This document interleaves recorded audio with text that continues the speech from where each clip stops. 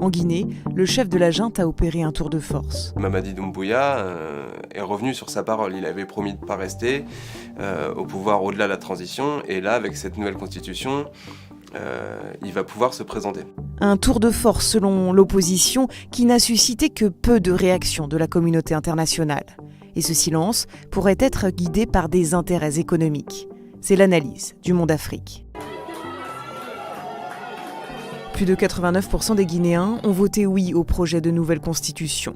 Un référendum boycotté par les opposants au putschiste Mamadi Doumbouya qui lui permet d'être candidat à la prochaine présidentielle et même d'être avantagé. La nouvelle constitution, de facto, elle élimine entre guillemets ses principaux opposants. Pour être candidat à l'élection présidentielle, il faut 1. Avoir moins de 80 ans et 2. Résider en Guinée. Or, Alpha Condé, l'ancien président que Mamadi Doumbouya a renversé, a plus de 80 ans et il vit aujourd'hui en exil en Turquie depuis qu'il a été renversé. Et 2, c'est Cellou Dalein Diallo, qui est ancien Premier ministre, qui était lui-même à l'époque opposant d'Alpha Condé, qui lui a moins de 80 ans mais il réside à l'étranger, il est en exil depuis quelques années. Des rivaux privés d'élections. Mais les atteintes aux libertés ne sont pas nouvelles selon l'opposition et des organisations de défense des droits de l'homme. Une chape de plomb est tombée sur la Guinée depuis le putsch de 2021. Malgré les différentes accusations formulées par l'opposition, que ce soit en matière d'entrave à la liberté d'expression, à la liberté de la presse, les cas d'enlèvement d'opposants, à part quelques communiqués ici et là des Occidentaux et de la France notamment, voire en particulier, ça ne suscite pas beaucoup d'indignation.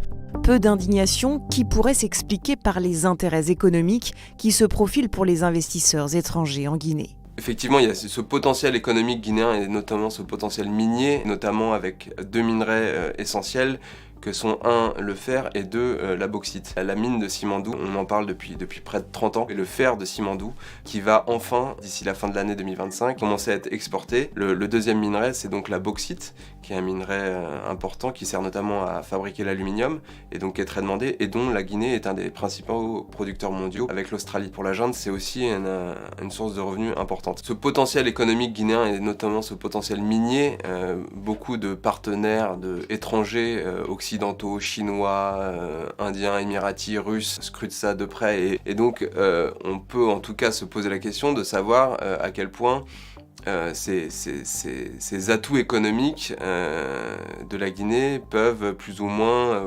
conduire certains pays, et notamment les Occidentaux et notamment la France, à fermer les yeux sur les dérives qui sont pointées par l'opposition et par les opposants à Mamadi Doumbouya, les dérives notamment et les accusations en matière de respect des droits humains, de respect de la liberté d'expression.